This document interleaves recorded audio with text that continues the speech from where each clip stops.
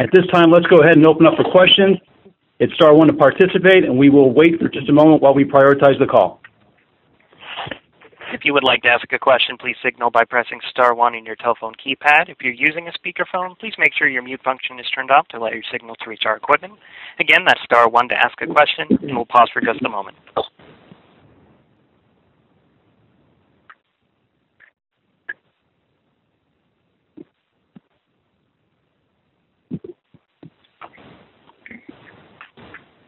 We'll take our first question from John Morgan with USA Today. Thank you very much, guys. I appreciate it. If I could start out with Johnny Hendricks, please. Johnny, I'm curious. Obviously, you know, in this build-up, you've had to answer a lot of questions and talk about George and the fight and all that. But, you know, since November and now, how often do you think about that George St. Pierre fight and, you know, what might have been if the judges had gone the other way? You really can't. You know, I got a very tough opponent in front of me. If I don't focus all on him, then sort of the same thing can happen. You know what I'm saying? You know, as soon as the judges announced what they said, I sort of had to put that in the back of my mind. And also, as soon as I got the fight with Robbie, you know, everything else just disappeared. You know, because you know, I have another great opportunity, and I don't want to waste it. Yeah. You know, the famous quote after that was that you were throwing at 70%. Do you think that quote was misconstrued as you not pushing yourself past 70%, or was that what you meant, that you weren't really going, you know, full speed, that you were going only at 70%? Well, no, I was throwing, but I couldn't throw as hard as I wanted to in the last couple of rounds. I don't know if you saw the picture, but my hands are pretty bruised up. You know, that's just bad planning on my part. I've already sort of taken that into my own hands. My boxing coach, he wraps my hands now.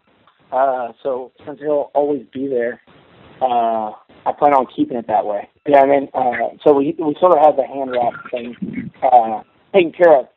Definitely with those MMA gloves, I'm punching with the box hooked on and then on the forearms. So like I said, I sort of try to take all the responsibility from everybody else. You know. Fantastic. So he will wrap your hands on fight night as well. Yeah. Okay, great. And what's your boxing coach's name? I'm sorry if I didn't know. Tony Cabello. Okay, awesome. Thanks, Johnny. I appreciate the time. Real quickly, if I could, for Tyron. For Tyron, it was seen that against Lawler Condit, wrestling would be the easiest way for you to win. That's been difficult for him in the past.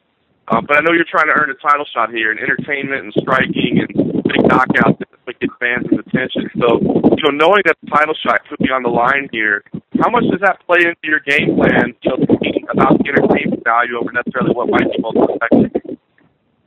You know, I think it's a silly game plan. The game plan is to win.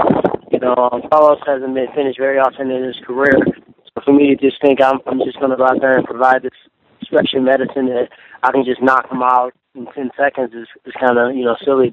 The goal is to really go out there and fight as hard as you can and put all your gifts forward, and then at the end of the day, you come away with the victory. If it's a finish, then great, but really, you know, you have to prepare for 15 minutes of war with the kid because, you know, he's just always in those types of fights, and that's what we're prepared for. So I don't feel any added pressure that I have to go out there and do anything special or, you know, jump off the cage or do a backflip and land a punch. I think that, you know, in reality, it's a tough enough fight as it is. I'm just focusing on doing me the best I can, and I'm going out there and trying to get the win. Thanks, Tyron. I appreciate it. And just real quickly, if I could, for Carlos. Carlos, I know you've talked about trying to improve on your wrestling and really making that a big focus of yours. But Tyron has shown a lot of power in some of his recent fights. So what was your biggest concern in preparing? Was it continuing to drill the wrestling and preparing for that, or you know, paying attention to what he does on the feet? Well, you know, I think Tyron has, you know, kind of evolved into a, you know, pretty well-rounded mixed martial artist. You know, obviously he's got the wrestling abilities, but, you know, his last couple fights, he showed he's a, you know, really dangerous striker. So, you know, I just basically try to improve all aspects of my game, including my wrestling, including my striking, and, you know, be ready to get out there and execute and, be prepared for whatever comes. And Carlos, obviously you've had a couple losses lately, but they were to the two, you know, very best guys in the division. we're kind of looking at this as a number one contender fight. I think. Is it your impression that a win here gets you a title shot, regardless of what happens in the main event? Yes, pretty much. All right, fantastic. Thank you all. We'll take our next question from Neil Davidson with the Canadian Press. Thank you. My question is for Johnny Hendricks. Johnny, you clearly thought you had beaten George St. Pierre last time out. You have a chance on the 15th to take the title again. If you win it, will you have achieved your goals, or will George still be sort of hanging over you in terms of unfinished business? No. It was never about George. You know what I'm saying? It was always about the belt. The belt means everything. So a win next Saturday will be my goals will be reached. Plus, like I said, I can't think backwards. You know what I mean? I got to think forwards. Look at our division. It's a pretty stacked division. Very talented people. In the top 10. And, George is just, now that he walked away, now it's time for one of us to make our own mark, and that's pretty much what I'm looking at. And just to follow up, if I may, given Robbie's power and his experience, do you feel he's a more dangerous opponent than George? Yeah, I actually do. George, you knew that he was going to throw a jab, a high kick, a low kick, and try to take you down. That's his game plan. Robbie, if you make a mistake, we've seen it time and time again that he can knock you out. You know what I'm saying? So you really have to make sure that you stay focused and, stay, cross all your T's and dot all your I's and make sure that you stay solid. And that's a lot more dangerous fight. Just guys who can knock people out. That's, you're one punch away from losing. So, but those are also the more fun fights for me. You don't know what's going to happen. All you know is that you're going to step into an octagon, and hopefully you get your hand raised. Okay, thank you. Good luck on the 15th. Thank you.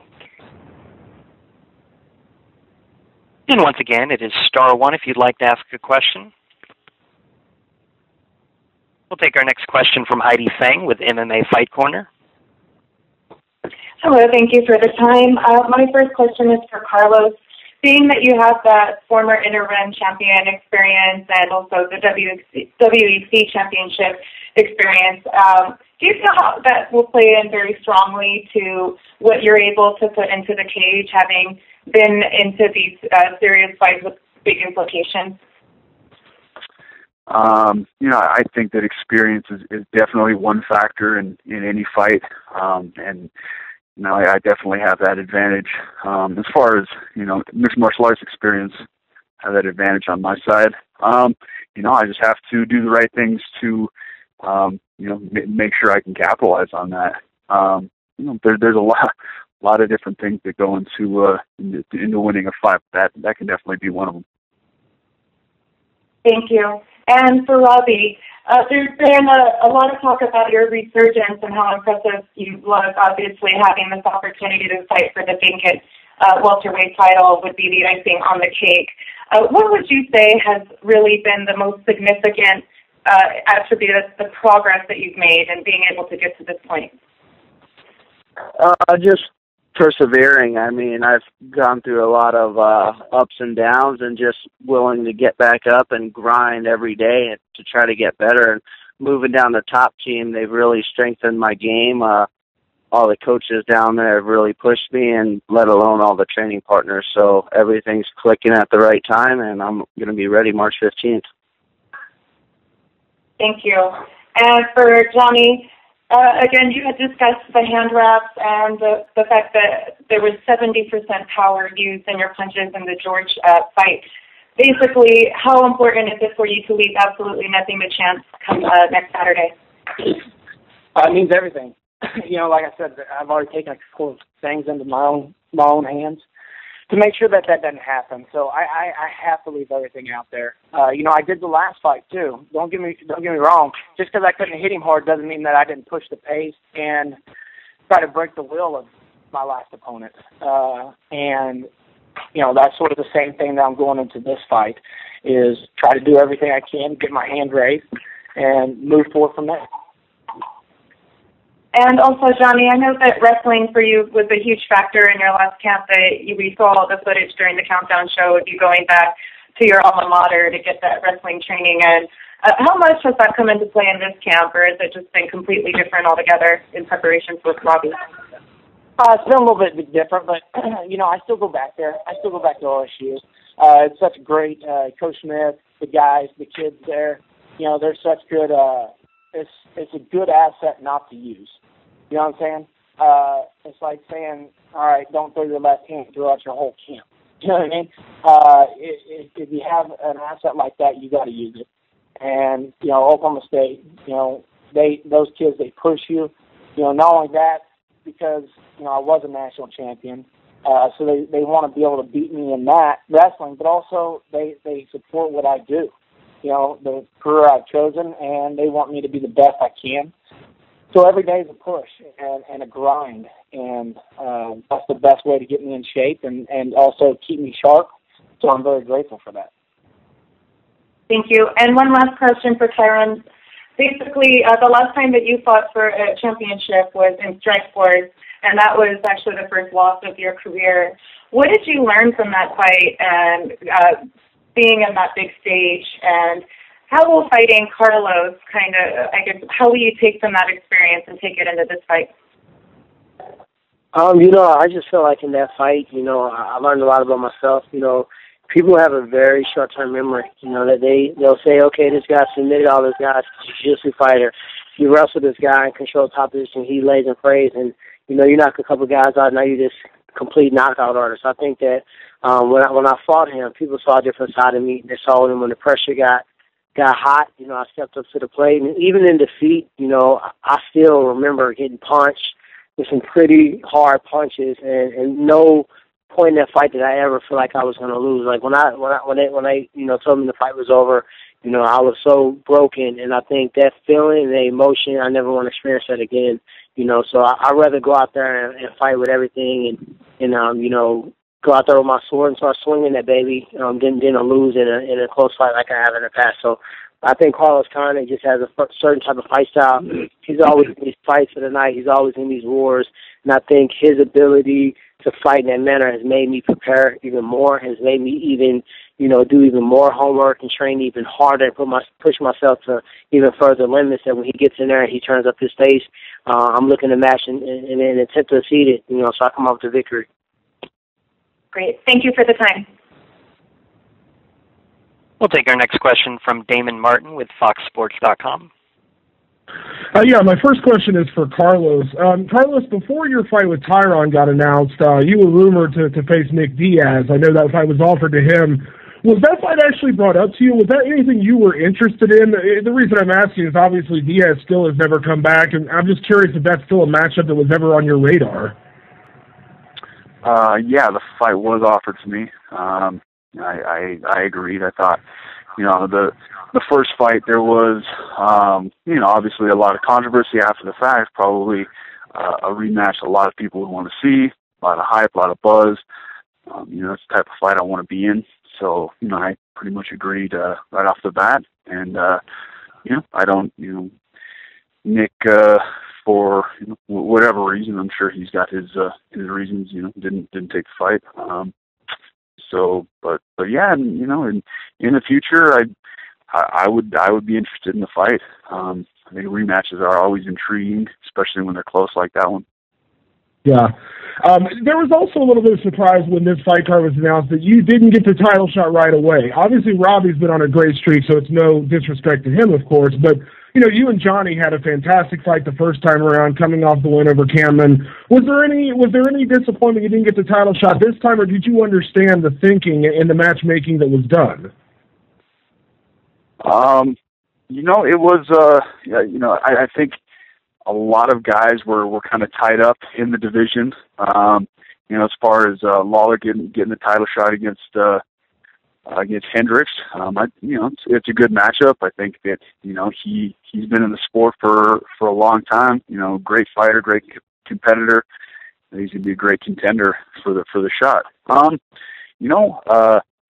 getting matched up with Woodley, you know, it's a huge test of my skills, you know, which is, you know, what I'm always looking for, you know, whether he's, you know, the number one ranked contender, or whether he, you know, or he's not, he's still a phenomenal fighter, and you know, it's going to be you know, a huge test of my skills, and you know, it just I got to focus on who's in front of me right now, and then, you know, after that, then you know, think about the next step. And I know you've worked really tirelessly on your wrestling. You made a big point of that after the fight with Johnny. You worked on it a lot. Obviously, I know you brought in you know, some special training guys to work with before the Campman fight. This is another wrestler, obviously, and you know, Tyron's a very high-level wrestler. So how far along have you come in your own personal you know, testing of yourself? How far do you feel like you've come along in your wrestling in this last year and a half? I've definitely made some big strides.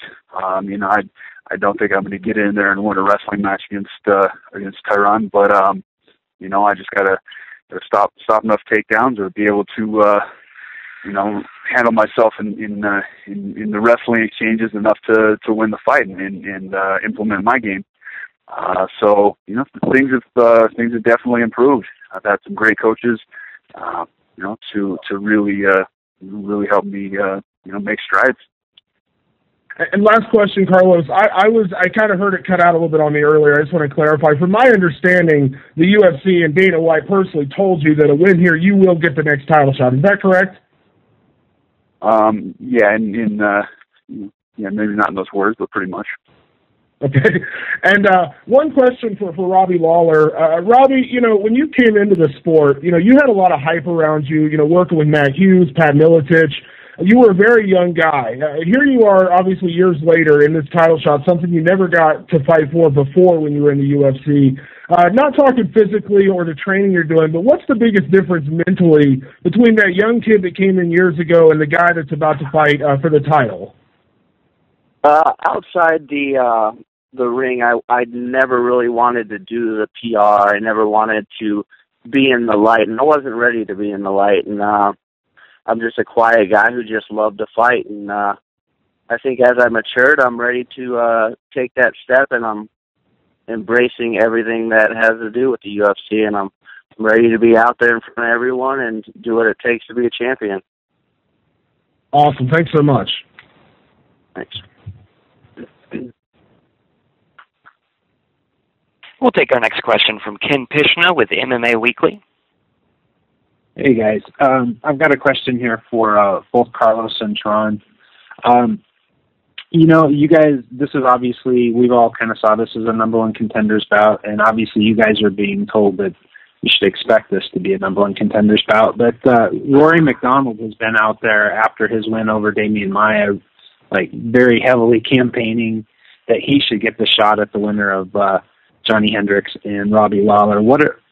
First, Carlos, what are your thoughts on that, and what do you think of Rory trying to insert himself in front of you guys? You know, he looked great in his last fight, I thought. But you know, he's you know, I think I'm in line before him. You know, I have a win over him. You know, I see a rematch on the horizon, but you know, I think I'm first in line. And same thing for Teron. What are your thoughts on Rory trying to kind of put himself in front of you and Carlos? I think Rory needs to get out of here. To be honest, you know, I think you know, Carlos finished Rory. He has a very skewed memory. You know, he got finished by Carlos, and he just lost to Robbie.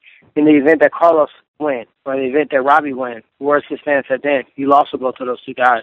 I think that, you know, he did look good against Damian Maia. I think it was a good fight. I think he stepped forward. Even a lot of scrutiny about being overly conservative and, you know, having this style of fighting that, you know, really didn't open up as when he first came in. But I really think that, you know, Damian Maia is a great opponent. But, you know, I hold everybody on the phone in high regard. You know, for me, to defeat Carlos Condit, that's more important than him defeating Damian Maia any day of the week. And, you know, I think if this is a number one contendership bout, this just goes both ways. It's not just if Carlos wins. It's also if I win. that we get a world title. I think it makes for great fights. I think the people on this card has the ability to go out there and fight in a certain type of way consistently that fans want to see, that fans going to pay to see. Now, I'm honored to be on this card, honored to fight this guy. And, I think that, he should have took the chance when he had it. You were ranked third in the welterweight in the world, being the gatekeeper, beating top guys.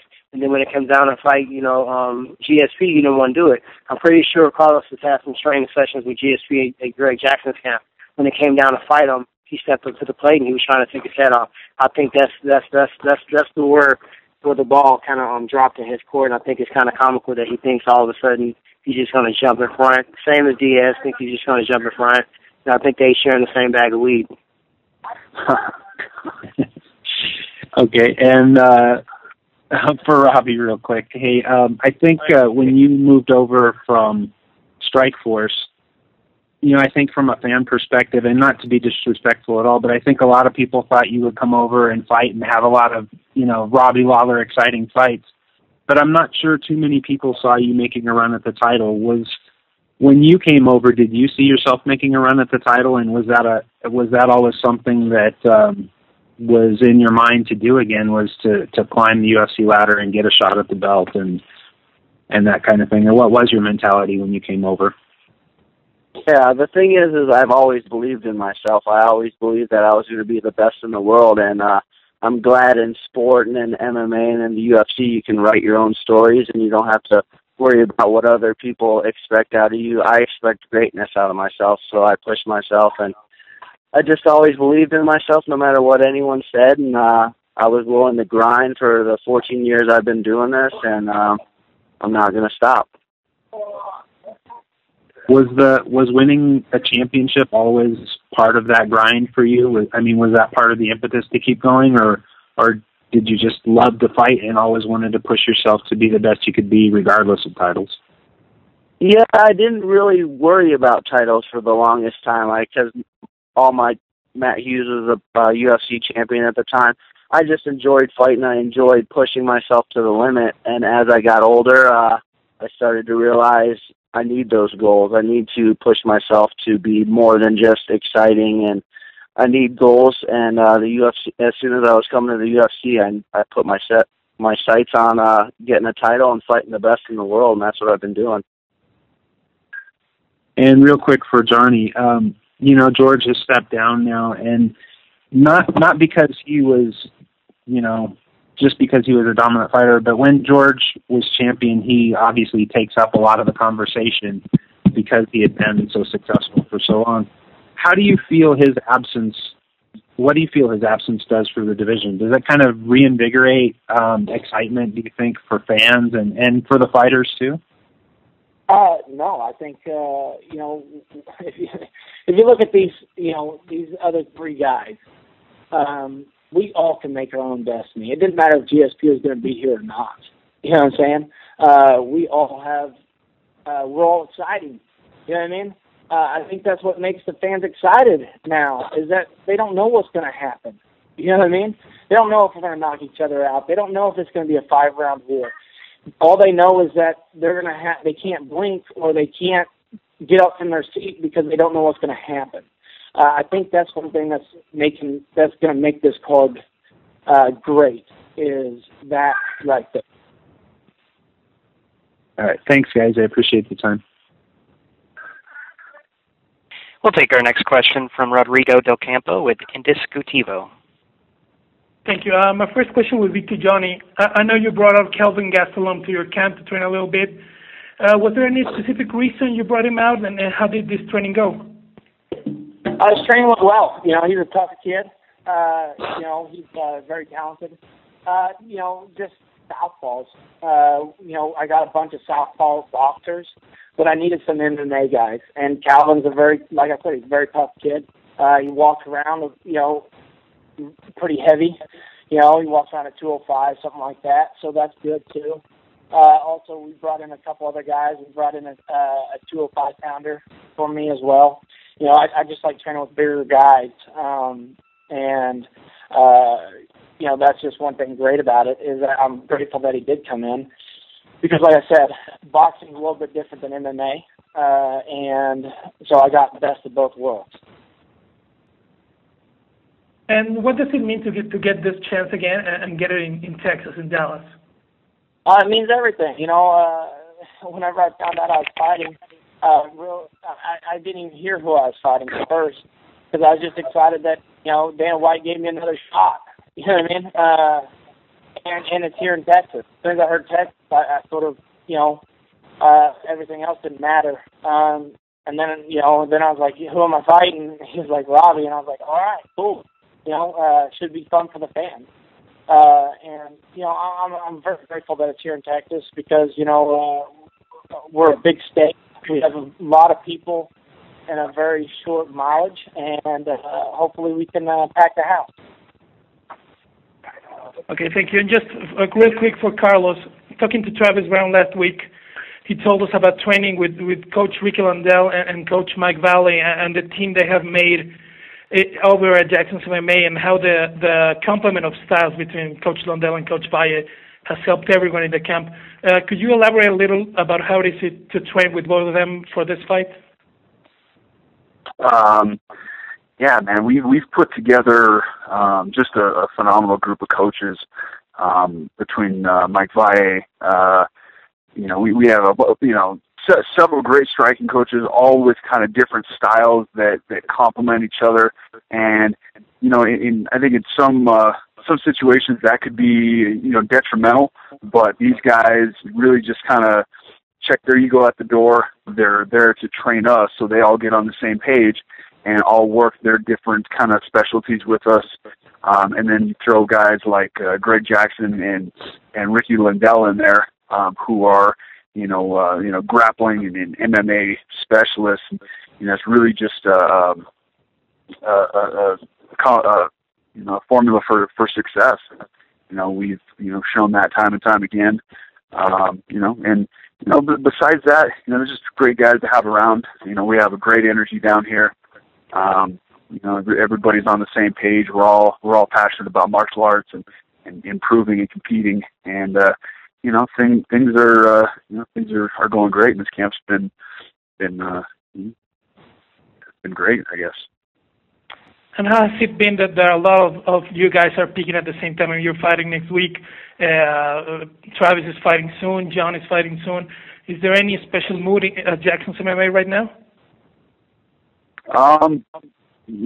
It's just everybody's just on the same page as far as getting prepared and just being at the top of their game. And we're willing to come in here, we're willing to learn from each other, and we're willing to teach what we know. And I think that's really important. It's part of the reason why why a lot of our guys are successful. Okay, thank you, guys. Mm-hmm. We'll take our next question from Gareth A. Davies with the Daily Telegraph and BT Sport. Hello from London. Can you hear me okay? Because I can't hear you particularly well. Can everyone hear me okay? Yes. Yes. That's 2 out of 4. Okay, well, I've heard 2 people say yes. I'm sorry because the line wasn't so good. I wanted to ask Robbie, first of all, in that period, Robbie, when you went 3-5 between 3 wins, 5 losses between 2009 and 2012, did you ever contemplate that it was over for you? Yeah. No, not really. It was always, why did this happen? What do I need to change? And how am I going to be able to fight at my best? That's all I can control, and that's what I just made life simple. Just figure out what I need to do to get better, and don't let any of the losses get me down, and just come back stronger from it. What were the answers you provided to those 3 questions you just asked? I changed my diet. I worked out with a great wrestling camp. I switched camps and I went down to American Top Team, and ever since then I've just excelled and I've gotten better, and mentally I'm right where I need to be, and I'm excited and I'm happy. Coming into the UFC, it gave me excitement. I was excited to be in front of everyone. I was excited to fight the best in the world and for the best organization in the world. So all those things coming together at the right time for me, it's just worked out. Do you think the facial hair coming off and the hair on the top of your head helped all over the last few fights? It doesn't really matter, hair or no hair.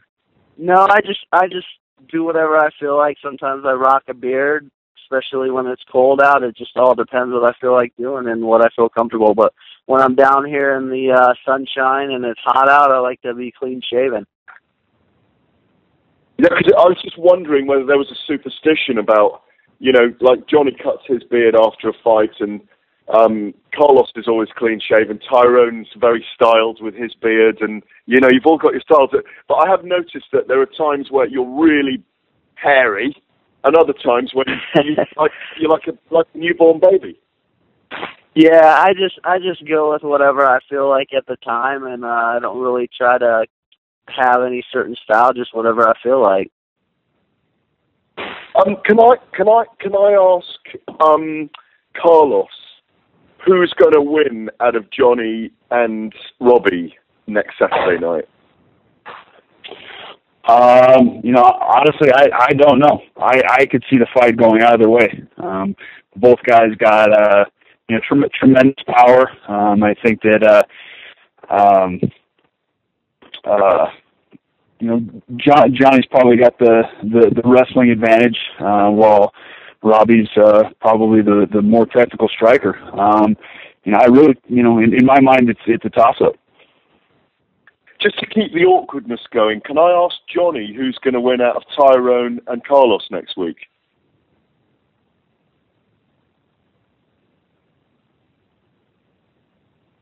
I take that as no answer then, Johnny, yeah? Is Johnny there or not? Hey, Johnny, you still on the line? Mr. Hendricks, your line is still connected. If you could depress your mute button. Okay,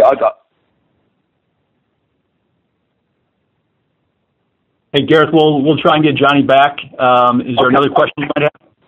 I do. I wanted to ask. It was for Carlos, really. Obviously, when Tyrone fought Paul Daly, who's very much a striker, he really used his wrestling in a fabulous way in that fight to get through those 3 rounds. But he wrestled and he boxed and struck as well. Obviously, it was a close fight with you and Johnny, but the decisive factor was Johnny's takedown abilities, his wrestling. To what extent have you trained for Tyrone using that tactic in this fight? You know, quite a bit. You know, this division is and has been dominated by wrestlers for a long time, and that's obviously something that I've been lacking. So I've made a point to, you know, bring in some high level guys and try to improve that aspect of my game.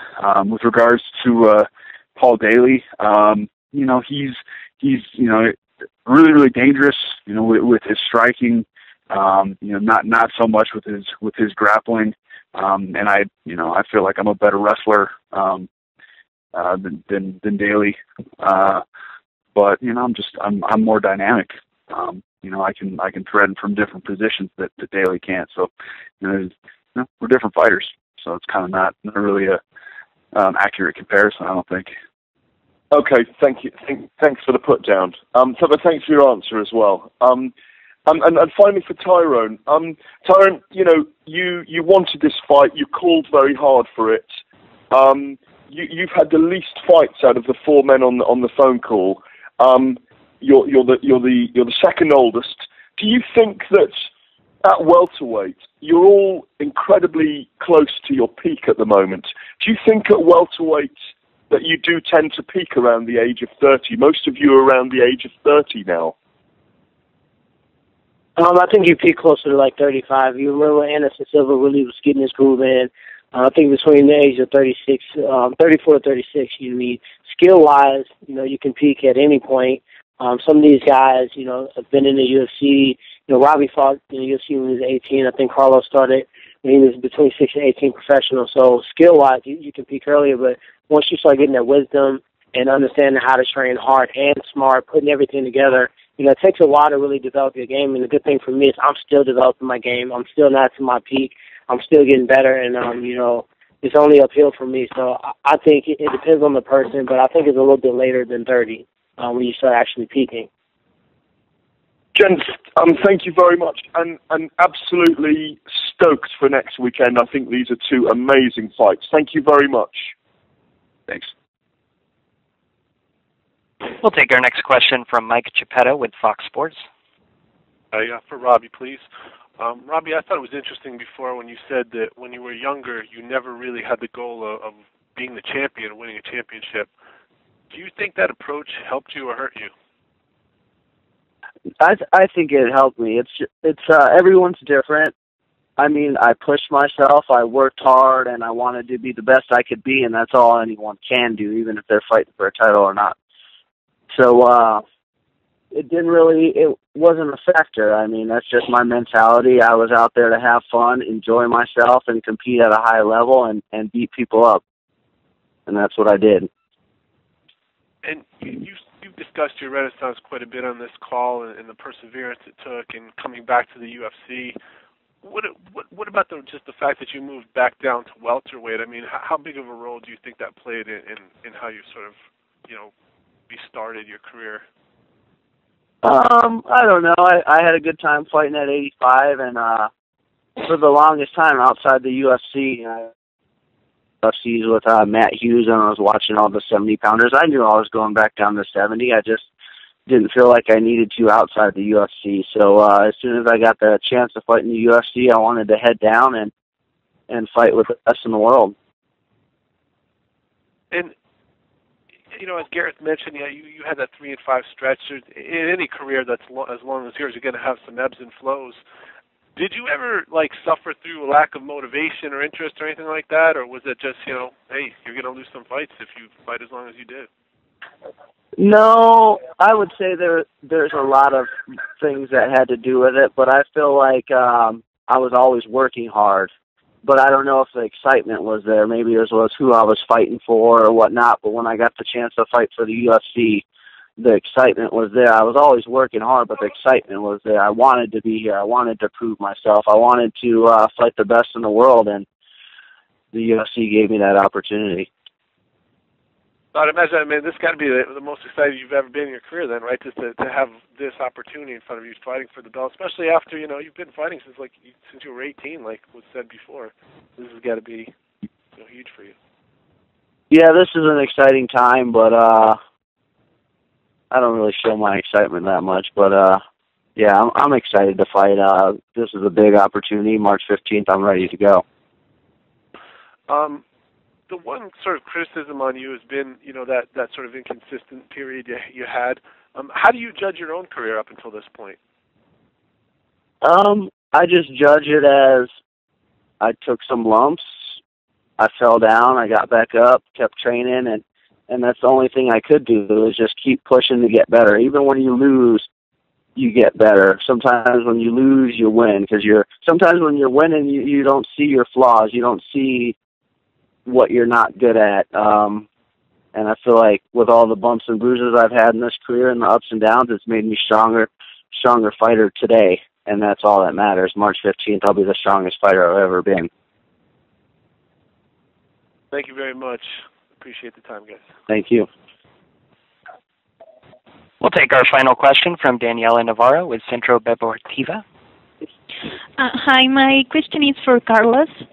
Carlos, what do you think is the legacy that St. Pierre leaves for the welterweight division?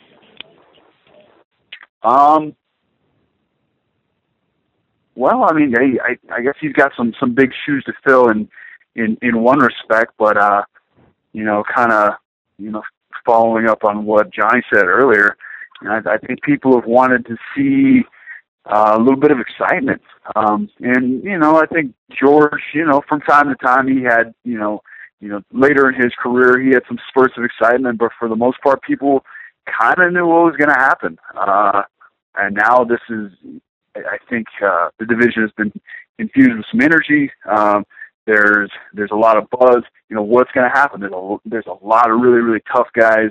Bottlenecking at the top spots of welterweight, and I think it's an exciting time. We all get the opportunity to get in there and try to put that welterweight belt around our waist. And yeah, I think it's just a perfect storm. I think it's the fans ultimately are gonna be the ones that benefit with some really, really exciting fights. Okay, thank you. And this concludes the question and answer session. I'd now like to turn the call back over to Chris Costello for any additional or closing remarks. Thanks, Noah. I would certainly like to thank everybody for joining us on today's call. One programming note, UFC 171 prelims will air on Fox Sports 2, and that will be at 8 p.m. on the East, 5 p.m. on the West. The schedule of events for next week has just been announced, with a public open workout kicking off Fight Week activities on Wednesday at Gilley's in Dallas, followed by Ultimate Media Day on Thursday at American Airlines Center. And just a reminder, this Saturday, March 8th, is UFC Fight Night in London, featuring light heavyweight battle of Alexander Gustafsson and Jimmy Manoa. The event airs live on Fight Pass, UFC Fight Pass at 3 p.m. Eastern Time, noon Pacific. Thanks again for everyone for joining us today, and we'll see you next week in Dallas. And this does conclude today's conference. Thank you for your participation.